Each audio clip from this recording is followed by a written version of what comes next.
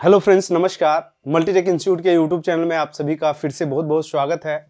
और आज मैं आपके लिए लेके आया हूँ एक टॉपिक जिसमें एलवीडीएस सेक्शन है, जिसमें आज मैं आपको बताऊंगा कि लैपटॉप का जो एलवीडीएस सेक्शन होता है यानी डिस्प्ले वाला जो सेक्शन होता है वो किस तरीके से काम करता है, उसके बारे में हम लोग बात करेंगे।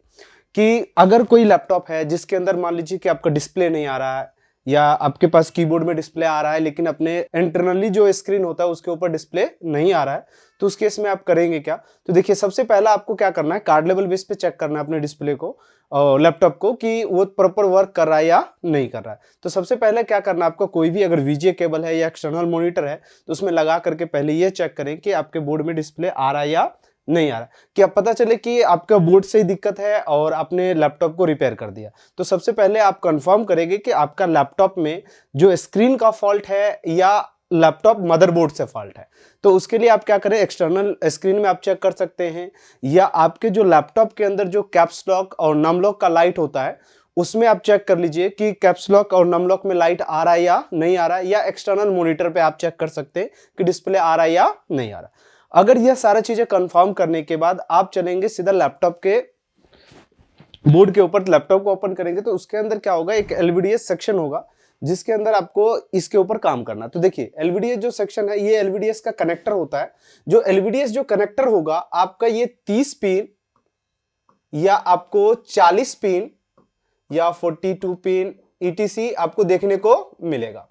तो जो सबसे ज्यादा अगर हम लोग बात करें कि लैपटॉप के स्क्रीन के अंदर कि कितने पिन का आता है लैपटॉप का स्क्रीन, तो 30 और 40 पिन का सबसे ज्यादा आपको देखने को मिलेगा। 30 या 40 पिन का स्क्रीन दो प्रकार के आपको देखने को मिलेंगे। एक जो होगा जो सिल्वर बॉर्डर के साथ होगा, जिसमें क्या होगा, एक नॉर्मल स्क्रीन होगा और एक पेपर स्क्रीन होगा। दो तरीके के स्क्रीन देखने को मिलेंगे, जो कि आज के टाइम में हम सबसे ज्यादा अगर बात करें तो 30 पिन और 40 पिन सबसे ज्यादा स्क्रीन चलता है, जो कि आज के टाइम में सबसे ज्यादा देखेंगे। जो फिफ्थ सिक्स जनरेशन से जितने भी ऊपर के लैपटॉप है फिफ्थ जनरेशन के बाद, उसमें ज्यादातर पेपर स्क्रीन यूज किया जाता है। तो इसके अंदर आपके पास अगर हम सबसे सिंपल बात करें तो सबसे पहले आपको कंफर्म कर लेना है कि स्क्रीन या केबल ये चीज तो खराब तो नहीं है। स्क्रीन केबल आपने चेक कर लिया। अगर आपके पास स्क्रीन और केबल नहीं है एक्सटर्नल, तो आप सिंपल वे में क्या कर सकते हैं, आप पहले सेक्शन को भी कंफर्म कर सकते हैं कि आपके सेक्शन में दिक्कत है या स्क्रीन का। लेकिन सबसे पहला मैं यही कहूंगा कि सबसे पहले आप स्क्रीन और केबल को चेक करें, उसके बाद ही आप आगे की प्रोसेस को स्टार्ट करें। अब देखिए, यहां पर जो सबसे पहला अगर हम कनेक्टर के अंदर बात करें तो यहां पर देखिए एक एलसीडी वीडीडी का पिन आपको नजर आ होगा। यहाँ पे एलईडी वीडीडी का, एलईडी वीडीडी का जो पिन होता है, इससे प्रॉब्लम क्या क्या होता है तो मैं आपको बता दूं। इससे प्रॉब्लम आपको डिम डिस्प्ले का मिलेगा, डिम डिस्प्ले का प्रॉब्लम मिलेगा। और दूसरा जो ऑप्शन है वाइट डिस्प्ले का, इस तरीके का प्रॉब्लम आपको देखने को मिलेगा। तो इसके अंदर होता क्या है कि इस पे वोल्टेज कितना आएगा वो हम कैसे पता करेंगे। देखिए, मैंने आपको यहां पर बताया कि एलईडी वीडीडी होगा। एलईडी वीडीडी जरूरी नहीं है कि सभी लैपटॉप में जो यह पिन का नाम है वो एलईडी वीडीडी हो। इस पिन का नाम B+19 वोल्ट के नाम से भी होगा, एलईडी वीडीडी के नाम से होगा, पावर एसआरसी के नाम से होगा, इन्वर्टर पावर के नाम से होता है। तो इन सभी नाम से जाना जाता है। और इस पे जो वोल्टेज आएगा वो आपको 19 वोल्ट या आपको देखने को मिलेगा 13 वोल्ट, जो कि हम बात करेंगे 13 वोल्ट क्यों हमने लिखा यहाँ पे और 19 वोल्ट क्यों लिखा। देखो, ज्यादातर जो पहले के जितने भी लैपटॉप आते सभी में 19 वोल्ट आता है, लेकिन आप जैसे कि आप जानते हैं कि मार्केट में सबसे ज्यादा आज के टाइम में कमर्शियल लैपटॉप का इस्तेमाल हो रहा है, जिसमें इस तरीके का बोर्ड देखने को मिलता है जैसे डेल में, एचपी में। तो इसके अंदर क्या होता है कि पहले के बोर्ड में क्या होता था कि हर एक सेक्शन में जो पावर डिस्ट्रीब्यूट होता था वो वोल्टेज सेक्शन के जो कॉमन पॉइंट होता था यानी पावर रजिस्टर होता, उसके जरिए हर जगह वोल्टेज डिस्ट्रीब्यूट होता था। लेकिन अभी के जो टाइम पे जो नए वाले बोर्ड आ रहे हैं उसके अंदर क्या हो रहा है, जो 19 वोल्ट जो आ रहा है उसकी जगह पे 19 वोल्ट की जगह पे आप 13 वोल्ट जा रहा है। यानी बैटरी के कॉइल से हर जगह, यानी बैटरी के पीआर से कह सकते हैं या बैटरी के कॉइल से, तो सबसे ज्यादा बैटरी के पीआर से आप यहां पर देखेंगे तो वोल्टेज देखने को मिलेगा। अब इसमें क्या होता है कि इस पे डायरेक्टली यह वोल्टेज नहीं आता है। वोल्टेज क्या होता है कि इसके अंदर अब यहां पे मान लीजिए बैटरी के पीआर से आएगा, या मान लेते हैं बैटरी बीटी, यानी बीटी के पीआर से आएगा, या आपको वोल्टेज के पीआर से। वोल्टेज के पीआर से, यानी उस जगह से यहां पर वोल्टेज आएगा वोल्टेज के पीआर से या तो बैटरी के पीआर से यह वोल्टेज आएगा, जो कि अगर मान लीजिए बैटरी के पीआर से वोल्टेज आ रहा होगा, बैटरी के पीआर से वोल्टेज आ रहा होगा तो 13 वोल्ट आएगा, और वोल्टेज के पीआर से आ रहा होगा तो 19 वोल्ट आएगा। तो यह चीजें आपको कंफर्म कर लेना है कि इस पे वोल्टेज कहां से आ रहा है। तो इस लाइन में क्या होगा कि एक फ्यूज लगा होता है, तो या तो फ्यूज लगा होता है या तो इस जगह पे एक 0 ओम का रजिस्टर का इस्तेमाल किया जाता है। तो इसे आप कंफर्म कैसे करेंगे, तो देखिए सबसे सिंपल वे में मैं आपको बताऊंगा, जो मल्टीमीटर होता है ना, मल्टीमीटर के अंदर एक बजर रेंज होता है, उसको बजर रेंज पे सेट करके पहले आप क्या करें, इसके अंदर 2 टर्मिनल होंगे, इन दोनों टर्मिनल को आप चेक करें कि ये आपस में कंटिन्यूटिव दे रहा है या नहीं दे रहा। अगर ये दोनों पिन आपस में बीप करता है तो यानी यह आपका फ्यूज जो है वो ओके है। अगर बीप नहीं करता है तो इस जगह पे या तो आप 0 ओम का रजिस्टर यहां पर लगा दीजिए, या आप इसको इनपुट को आउटपुट से क्या कर सकते हैं, जंपर कर सकते हैं। इनपुट को आउटपुट से जंपर कर देंगे तो भी आपका प्रॉब्लम क्या हो जाएगा, रिजॉल्व हो जाएगा। या इस जगह पे दूसरा ऑप्शन यह है कि आपको कॉइल लगा हुआ मिलेगा, तो कॉइल और फ्यूज दोनों की टेस्टिंग क्या होता है, सेम ही होता है। तो इस तरीके से टेस्टिंग करके आप इसमें भी क्या कर सकते हैं, इनपुट को आउटपुट से जंपर कर सकते हैं। इसमें भी इनपुट को आउटपुट से जंपर कर देंगे, ये भी काम आपका हो जाएगा। ठीक है, दूसरा ऑप्शन ये है कि यहां पर देखिए मैंने लिखा भी है कि ये वोल्टेज कहां से आएगा, B प्लस 19 वोल्ट या पावर SRC, जो बैटरी के पीआर के नाम होता है ये, और यहाँ पे 13 वोल्ट बनता है। और यह वोल्टेज आने के बाद यहाँ पर देखिए ये जो मॉसफेट होता है, ज्यादातर इसमें क्या होता है कई बार कि फ्यूज और आपका कॉइल नहीं लगा हुआ है, तो उस जगह पे एक मॉसफेट लगा होता है जो 6 पिन का मॉसफेट होता है। ज्यादातर यहाँ पर जो मॉसफेट है वो पी चैनल का इस्तेमाल किया जाता है। पी चैनल का मॉसफेट में क्या होता है कि यहाँ पर एक सिंपल वे में डिवाइडर लगा करके, डिवाइडर के जरिए इसका गेट इनेबल कराया जाता है, और उसके बाद यहां से वोल्टेज क्या होता है, आउटपुट हमें देखने को मिलता है। तो इस केस में आप क्या करेंगे, अगर मान लीजिए ये मॉसफेट खराब हो गया, या किसी में देखेंगे कि इस तरीके का एक स्विच लगा दिया जाता है, एक मॉसफेट लगा के उसके बाद इनेबल कराया जाता है, तो सिंपल आप क्या करें कि इस पे जो वोल्टेज है, अगर पी चैनल का मॉसफेट है तो 0 वोल्ट होना चाहिए, और अगर एन चैनल है तो आउटपुट के अकॉर्डिंग हाई होना चाहिए, तो फिर तो बात बनेगी नहीं। तो यहाँ पर ज्यादातर जो इस्तेमाल किया जाता है वो पी चैनल का ही मॉसफेट का इस्तेमाल किया जाता है, जिसके कारण ये फिर आपका वर्क करता है। क्योंकि मैं सर्किट इसलिए बनाता तो यहाँ पर एडजस्ट करने में दिक्कत होती। तो आपका अगर मॉसफेट के ऊपर भी अगर कोई समस्या है तो वो आप यूट्यूब पे देख सकते हैं, कई सारे वीडियोस बने हैं मॉसफेट के ऊपर कि मॉसफेट किस तरीके से वर्क करता है, तो वहां से भी आपका डाउट ये क्लियर हो जाएगा। तो यहां से आप क्या करेंगे, अगर मान लीजिए कि यह इनेबल नहीं मिल रहा है, या आपके पास यह मॉसफेट वर्न हो गया है, या यह नहीं मिल रहा है, तो उस केस में आप क्या कर सकते हैं, सिंपल सा एक ऑप्शन है कि अब यहां से कई बार क्या होता है कि अगर यह मॉसफेट किसी ज्यादातर लैपटॉप में यह देखने को मिला है, अगर ये मॉसफेट अगर कभी वोल्टेज आउट कर रहा है, कभी नहीं आ रहा, तो कई बार स्क्रीन फ्लिकरिंग का भी प्रॉब्लम इससे देखने को मिलता है, यानी फ्लक्चुएट करेगा कि कभी बैकलाइट आ रहा है, कभी चला जा रहा है, कभी आ रहा है, कभी चला जा रहा है। या कई बार देखते हैं कि डिस्प्ले का जो लाइट, तो बैकलाइट भी जलता है लेकिन वो काफी जो है डिम हो जाता है, तो मतलब बैकलाइट रहता भी है लेकिन वो पूरी तरीके से नहीं जलता है, जिस वजह से यह प्रॉब्लम भी देखने को मिलता है इस मॉसफेट से। तो उस केस में आप क्या कर सकते हैं, इसकी ये जो ड्रेन का पिन है और ये हमारा जो है सोर्स का पिन है और ये पिन हमारा गेट है, तो इस केस में आप करेंगे क्या कि इसके सोर्स और ड्रेन को आपस में जंपर कर दीजिए, तो भी यह वोल्टेज क्या होगा, यहां से पास कर जाएगा, और जिस वजह से यहां पर वोल्टेज देखने को आपको मिल जाएगा। तो जो भी वोल्टेज इनपुट हो रहा है उसी के अकॉर्डिंग आपको आउटपुट वोल्टेज यहां पर चेक करना है। ठीक है, और दूसरा ऑप्शन ये है कि यहां पर देखिए 3 VS का एक वोल्टेज देखने को यहां पर मिलेगा, 3.3 वोल्ट VS का वोल्टेज 3.3 वोल्ट जाता है। और जो कि अगर हम बात करें कि जो हमारा लैपटॉप का स्क्रीन होता है उसके अंदर एक टिकोन बोर्ड होता है, और उस टिकोन बोर्ड के ऊपर क्या होता है, एक बायोस लगा होता है जो 8 पिन का होता है। अगर वो बायोस भी आपका अगर खराब हो जाए तो उससे भी कई बार वाइट डिस्प्ले का प्रॉब्लम देखने को मिल जाता है, या डिस्प्ले बिल्कुल भी नहीं आता है, इस तरीके का प्रॉब्लम देखने को मिलता है। तो उस केस में आप क्या कर सकते हैं, यहाँ पर एक 3.3 वोल्ट के एक VS का वोल्टेज होता है जो कि आपको इसे चेक करना है, जो 3.3 वोल्ट देखने को मिलता है। और कुछ बोर्ड में तो यह वोल्टेज नहीं होता है, ये इसी के LCD VDD के साथ ही मर्ज कर दिया जाता है।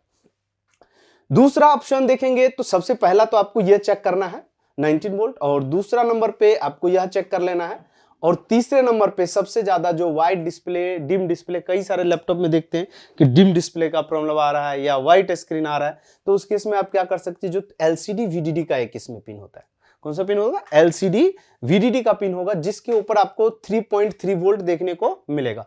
अब मान लीजिए कि शॉर्टकट में आपको चेक करना है, यहाँ पे 19 वोल्ट मिल रहा है तो ये वाला सेक्शन हमारा ओके है, या 13 वोल्ट मिल रहा है तो ये वाला सेक्शन हमारा क्या है, ओके है। अब यहां पर क्या है कि 3.3 वोल्ट मिल रहा है तब तो ओके है, तो फिर तो आपको ये सर्किट को चेक करने की कोई आवश्यकता नहीं है। अगर ये चीजें आपने चेक कर लिया है तो अब यहां पर मान लो कि 3.3 वोल्ट के जगह पे आपको यहां पर 0 वोल्ट मिल रहा है। अब भाई 0 वोल्ट मिल रहा है तो क्यों इस पे 0 वोल्ट मिल रहा है, हमें उसके बारे में जानना जरूरी होता है। तो मेन चीजें क्या होता है कि जो हमारे पहले के बोर्ड क्या होते थे, ICH और PCH वाले जो मदरबोर्ड हुआ करते थे, यहां पर देखिए मैं दो तरीके के सर्किट को यहां पर डिजाइन किया हूं। यहां पर क्या है कि जो ICH यानी हम बात करें ICH और PCH के जो मदरबोर्ड आया करते थे, उसके अंदर पहले क्या होता था कि इस तरीके के सर्किट बनाए जाते थे, जिसमें क्या होता था, दो मॉसफेट, एक ट्रांजिस्टर, या ट्रांजिस्टर की जगह पर आपको मॉसफेट भी देखने को मिल सकता है। तो मेन हम प्रोसेस को यह समझते हैं कि यह सर्किट काम कैसे करता है। तो देखिए सबसे सिंपल तरीका है दोस्त कि जब हम बोर्ड को ऑन करते हैं, सबसे पहले क्या होता है कि जैसे हम लैपटॉप में पावर को प्लग इन करते हैं तो 5 वोल्ट ऑलवेज, सबसे पहले यहां पर क्या होता है कि 5 वोल्ट ऑलवेज बन जाता है, जिसके जरिए क्या होता है कि एक रजिस्टर के रास्ते से होते हुए इस मॉसफेट पे, ये हमारा सोर्स है और ये हमारा ड्रेन है और ये हमारा गेट है, बिकॉज ये जो मॉसफेट है हमारा वो पी चैनल का है। ये कौन सा मॉसफेट है हमारा, पी चैनल। अब देखिए पी चैनल के मॉसफेट में होता क्या है कि 5 वोल्ट ऑलवेज वोल्टेज आया जो स्टेप डाउन के कॉइल से आएगा, जो कि इसके गेट पे कितना वोल्ट बनेगा, 5 वोल्ट। अब 5 वोल्ट बनेगा, जैसे ही हम बोर्ड को ऑन करेंगे तो इसके सोर्स पे वोल्टेज बनेगा 3.3 वोल्ट। तो अब देखिए कि पी चैनल मॉसफेट में होता क्या है, तो सबसे सिंपल तरीका देखिए, 3 वोल्ट जैसे इनपुट होगा तो जितना सोर्स पे इनपुट किया जाता है पी चैनल के मॉसफेट में, उसके अकॉर्डिंग गेट पे जो वोल्टेज है वो लो होना चाहिए। अब इसके अकॉर्डिंग अब दोनों वोल्टेज को आप कंपेयर करो, देखो ये 3.3 वोल्ट है और यहां पर वोल्टेज कितना है, 5 वोल्ट, जिस वजह से क्या होगा, ये मॉसफेट जो है आपका इनेबल नहीं होगा, मॉसफेट क्या हो गया, डिसेबल हो गया। तो इस केस में यह 5 वोल्ट को क्या करना होगा, आपको जीरो करना होगा। जब तक ये वोल्टेज जीरो नहीं होगा तब तक LCD VDD पे जो 3.3 वोल्ट है वो आपको नहीं मिलने वाला, बिकॉज ये वाला जो लाइन है वो इसके साथ क्या है, कनेक्टेड है। अब यहां पर क्या है कि 3.3 मिलेगा कैसे, तो देखिए सबसे सिंपल तरीका है कि अब यहां पर जो एक ट्रांजिस्टर लगा है, ये एक तरीके का स्विच है, ये क्या है, स्विच है। अब जैसे कि बात करते हैं स्विच अब किस तरीके से काम करता है, देखिए ये है आपका मान लीजिए ICH के बोर्ड में MCH के जरिए आएगा, या PCH से आएगा, या आपका आएगा GFX से, या आएगा आपका GFX से, यानी ग्राफिक चिप से। तो अब क्या होता है कि इस पे जो वोल्टेज आएगा वो 3.3 वोल्ट आएगा। कितना वोल्ट आएगा, 3.3 वोल्ट आएगा।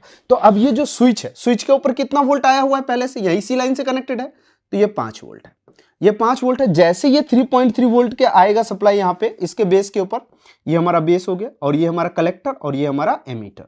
अब क्या होता है कि बेस को एक्टिव होने के लिए अब यहां पर चाहिए एक वोल्टेज, क्योंकि बिकॉज ये जो ट्रांजिस्टर लगा हुआ है, अब यहां पर देखेंगे तो NPN ट्रांजिस्टर लगा है तो पॉजिटिव से इसको इनेबल चाहिए। तो 3.3 वोल्ट जैसे आएगा तो ये क्या करेगा, कलेक्टर टू एमीटर आपस में क्या हो जाएगा, यहां पे कनेक्ट हो जाएगा।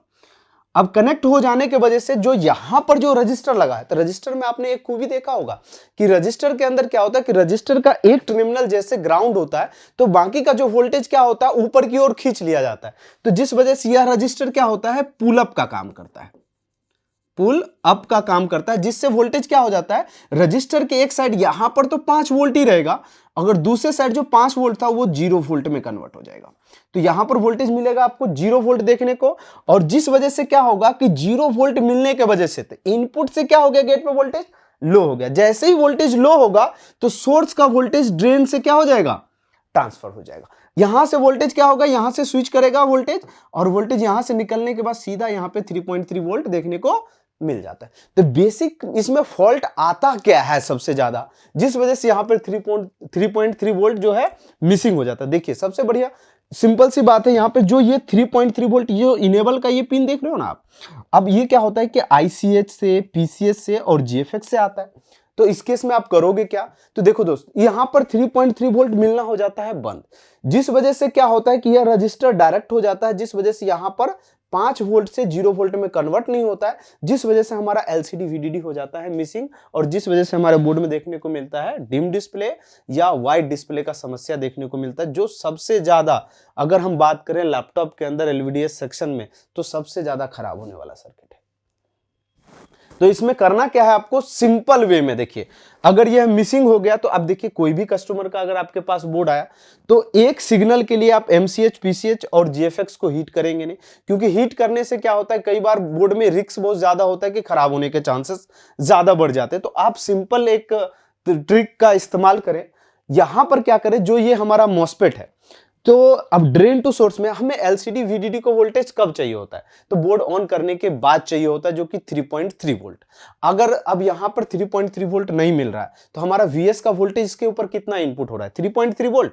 हमें चाहिए कितना, 3.3 वोल्ट। तो आप सिंपल क्या करो, इस मॉसफेट को यहां से रिमूव कर दीजिए और ड्रेन टू सोर्स में आप सिंपल यहां पर क्या करें, एक जंपर का इस्तेमाल करें। यहां पे ड्रेन टू सोर्स में एक जंपर का इस्तेमाल कर दें, आपका प्रॉब्लम क्या हो जाएगा, रिजॉल्व हो जाएगा। या आप सिंपल सी अगर 0 ही करना है तो यहां पर क्या करेंगे, इसके रजिस्टर को भी निकाल देंगे तो भी वोल्टेज 0 हो जाएगा और तो भी आपको 3.3 वोल्ट देखने को मिल जाएगा। लेकिन अब हम बात करते हैं कि ज्यादातर अब क्या हुआ, ज्यादातर जो अब के टाइम में जो SoC के मदरबोर्ड आ रहे हैं, यानी सिस्टम ऑन चिप, जो आज के टाइम में जितने भी लेटेस्ट मदरबोर्ड आ रहे हैं, तो उसके अंदर एक 5 पिन का एक स्विच लगाया गया है, जो सिंपल 5 पिन IC के नाम से जाना जाता है। अब इसके अंदर अगर हम बात करें तो ये है हमारा 1 नंबर पिन, ठीक है। अब 1 नंबर पिन अगर ये है, ये 2 नंबर और ये 3 नंबर, और यहां से अगर हम बात करें ये 4 नंबर और ये 4 नंबर और ये 5 नंबर। तो अब यहां क्या होता है कि इसके 5 नंबर पिन पे 3.3 वोल्ट, देखिए यही सेम चीजों को क्या किया है, मर्ज करके एक IC में कन्वर्ट कर दिया है। अब सिंपल यहां पे 3.3 वोल्ट आया, जो यहां पर भी आ रहा था 3.3 वोल्ट आया, और यहां से 1 नंबर पिन से क्या हो रहा है, आउटपुट हो रहा है।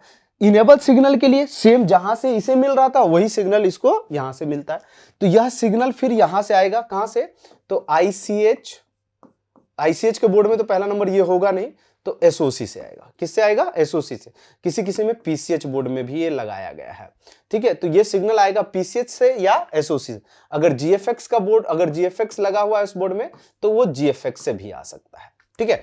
तो यहां से देखने को मिलेगा, इस पे जो वोल्टेज होगा वो 3.3 वोल्ट आना चाहिए। अगर नहीं आ रहा है तो जिस वजह से क्या होगा कि जो यहां पर VCC का जो वोल्टेज है वो यहीं पर आपका क्या हो जाएगा, होल्ड हो जाएगा। यहीं पर वोल्टेज क्या हो जाएगा, होल्ड हो जाएगा, होल्ड हो जाएगा, जिस वजह से वोल्टेज यहां पर पास नहीं करेगा। तो उस केस में आप क्या कर सकते हैं कि अब एक इनेबल के लिए, जैसे कि अभी मैंने थोड़ी देर पहले बताया था कि उसमें चिप को छेड़ना नहीं है, तो उस केस में क्या करें, आप इनपुट को आउटपुट के साथ जंपर कर दें, इनपुट को आउटपुट के साथ जंपर कर दें और आपको यह वोल्टेज देखने को मिल जाता है। अब देखें कि यहां पर एक पिन और होता है जो कि क्लॉक और डेटा का पिन है। कि आई होप कि ये 2 पिन आपको समझ में आ गया होगा। फिलहाल मैं आपको बता दूं कि अगर आपको भी लैपटॉप रिपेयरिंग कोर्स करना है तो ज्वाइन करें मल्टीटेक इंस्टीट्यूट को, जो Delhi Tilak Nagar metro station gate number 3 के बैक साइड में है। तो आपको भी अगर ज्वाइन करना है तो दिए गए नंबर पे कॉन्टैक्ट करें। अब यहाँ पर देखिए दूसरा ऑप्शन है क्लॉक और डेटा। क्लॉक और डेटा की अगर हम बात करें तो क्लॉक और डेटा पिन का क्या काम होता है, तो देखिए मेन चीजें क्या होता है कि आपको डिस्प्ले पे क्या चाहिए, डिस्प्ले ऐसे नहीं आता है, ये वोल्टेज देने के बाद से ही आपको डिस्प्ले पे ग्राफिक देखने को नहीं मिलेगा। ये तो वो है कि जिसमें जो स्क्रीन के अंदर क्या होता है, बैकलाइट होता है, उसको जलाने के लिए चाहिए होता है, और टिकोन बोर्ड के ऊपर जो पावर लगे होते हैं उसको पावर ऑन करने के लिए चाहिए होता है। और मेन चीजें होता है कि वीडियो ग्राफिक का, ग्राफिक हमें पिक्चर कैसे, जैसे कि अगर ऑन करते हैं विंडोज आपको देखने को मिलता है, या लोग अगर ये केवल चीजें आप दे देंगे तो केवल डिस्प्ले में क्या होगा, बैकलाइट दिखेगा लेकिन स्क्रीन पूरा ब्लैक होगा, ब्लैक होगा, बैकलाइट भी जलेगा, सब चीज होगा, लेकिन स्क्रीन ब्लैक कलर का दिखेगा, उसमें कोई ग्राफिक देखने को नहीं मिलेगा। तो ग्राफिक के लिए सबसे ज्यादा जो रिस्पॉन्सिबल होता है वो क्लॉक और डेटा का पिन होता है। और क्लॉक और डेटा को आपको चेक करना है तो इस पे 3.3 वोल्ट मिलता है, बट लेकिन इस चीजों को चेक करने के लिए आपको डीएसओ का इस्तेमाल करना आना बहुत जरूरी है, क्योंकि बिना डीएसओ के आप नहीं चेक कर सकते। कहेंगे कि सर 3.3 वोल्ट तो आ रहा है, लेकिन 3.3 वोल्ट तो उस केस में भी आएगा जिस केस में आप स्क्रीन को कनेक्ट करोगे, बिकॉज इस लाइन के अंदर क्या होता है, एक पुल अप कनेक्टेड होता है। तो पुल अप के अगर कनेक्टेड है तो वो तो 3.3 मिलेगा भी, ऐसे भी मिलेगा आपको, लेकिन यह फ्रीक्वेंसी, इसके ऊपर क्लॉक डेटा का फ्रीक्वेंसी तभी मिलेगा जब आप डीएसओ से आप चेक करोगे तब जाकर देखने को मिलेगा। ये कब होता है, जो हमारे टिकोन बोर्ड के अंदर जो एक आईसी लगी होती है, डिस्प्ले की आईसी जो लगी होती है, उसके साथ जो हमारा जो जिसके साथ इसको सिग्नल जहां से इसको मिल रहा है एलवीडीएस के लिए, वो मिलेगा ग्राफिक के जरिए। अगर ग्राफिक चिप है तो ग्राफिक से मिलेगा, पीसीएच है तो पीसीएच के जरिए से मिलेगा, अगर एसओसी का बोर्ड है तो एसओसी से मिलेगा। तो उस केस में क्या होता है कि उसके साथ यह कम्युनिकेट करता है। जब आप लगाते हो तो क्लॉक और डेटा, अब क्या होता है कि जो स्क्रीन के साथ उस चिप की प्रॉपर कम्युनिकेशन बनेगी, तब जाकर के क्या होगा, डिस्प्ले के लिए इसके ऊपर सिग्नल आएगा। डिस्प्ले के लिए जैसे इसके ऊपर सिग्नल आएगा, क्लॉक डेटा नहीं बनेगा तो सिग्नल जाहिर सी बात है नहीं आएगा। जब ब्रिज के साथ स्क्रीन के प्रॉपर कम्युनिकेशन हो जाएगी, ब्रिज को यह कंफर्म हो जाएगा कि लैपटॉप के अंदर स्क्रीन लगा है या नहीं लगा है। जब वो लगा होता है तभी जाकर के इसके ऊपर सिग्नल आता है, तब जाकर के आपको डिस्प्ले देखने को मिलता है। तो यह पिन का यह काम होता है, जो काफी इंपॉर्टेंट होता है यह पिन, और यह पिन को चेक करने के लिए डीएसओ का इस्तेमाल करना आना बहुत जरूरी है। और उसके बाद हम दूसरी पिन की अगर हम बात करें तो एक पिन है बीएल आउट का, जिसको हम बोलते हैं बैकलाइट ऑन, यानी बैकलाइट ऑन के लिए। और कई बोर्ड में क्या होता है, बीएल ऑन आउट के नाम से भी लिखा होता है। तो कई बार देखेंगे कि आपके बोर्ड में 19 वोल्ट भी ओके है, एलसीडी वीडीडी ओके है, लेकिन फिर भी डिम डिस्प्ले का प्रॉब्लम दिखने को मिल रहा है। तो यह पिन जो होता है सभी बोर्डों में नहीं होता है। अगर हम बात करें बीएल आउट की तो ये सभी बोर्ड में नहीं होता, ज्यादातर खास करके अगर हम बात करें तो ये ज्यादातर डेल के मशीनों में होता है। डेल का जो लैपटॉप होता है उसके अंदर सबसे ज्यादा यह देखने को मिलता है कि आपके बोर्ड में 19 वोल्ट भी ओके होगा, एलसीडी वीडीडी भी ओके होगा, क्लॉक डेटा भी ओके होगा, लेकिन आपके डिस्प्ले के अंदर बैकलाइट की जलेगा ही नहीं, बिल्कुल बैकलाइट अगर नहीं आ रहा है तो उसके लिए यह जो सिग्नल आता है वो आईओ से आता है। अब आईओ के लिए, अब मान लो कि एक सिग्नल के लिए तो हम आईओ को चेंज करेंगे नहीं, जाहिर सी बात है कि इस सिग्नल को अगर नहीं देखने को मिल रहा है इस पे 3.3 वोल्ट, तो एक सिग्नल के लिए आईओ को चेंज हम नहीं करेंगे। तो उस केस में क्या करेंगे, एलसीडी वीडीडी बन रहा है ना अपने पास में ही है, इसको उठा करके यहां से क्या कर देना, आपको जंपर कर देना है 3.3 वोल्ट, आपका स्क्रीन जलना स्टार्ट हो जाएगा। अब ऐसा नहीं करना कि हमने 3.3 बोला तो आपने सीधा ऑलवेज को ही उठा के मार दिया। अगर ऑलवेज मारेगा तो हमेशा आपका बंद स्क्रीन, लैपटॉप में भी स्क्रीन का बैकलाइट जलता रहेगा। तो इस चीज का ध्यान रखें, वीएस का ही वोल्टेज का यहां पर जंपर करें और यहां से आपका प्रॉब्लम रिजॉल्व हो जाएगा। जैसे कि आज हमने बात किया डिम डिस्प्ले और वाइट डिस्प्ले के ऊपर, और डार्क डिस्प्ले आता है, इस तरीके से अगर पिक्चर नहीं आता तो उसके ऊपर किस तरीके से आपको काम करना है। तो सबसे पहला, अगर इस तरीके से आप चीजों को फॉलो करेंगे तो 100% आपका लैपटॉप रिपेयर होगा। अगर इसके अलावा और भी अगर आपको किसी टॉपिक के ऊपर वीडियोस चाहिए तो उसके लिए आप कमेंट करें, और कोशिश यही करेंगे कि जल्द से जल्द आपको यह वीडियो देखने को मिल जाए जिसके ऊपर आप चाहते हैं। और फिलहाल अगर आपको भी लैपटॉप रिपेयरिंग कोर्स करना है तो ज्वाइन कीजिए मल्टीटेक इंस्टीट्यूट को। फिलहाल इस वीडियो में इतना ही, मिलते हैं नेक्स्ट वीडियो में। Thank you so much.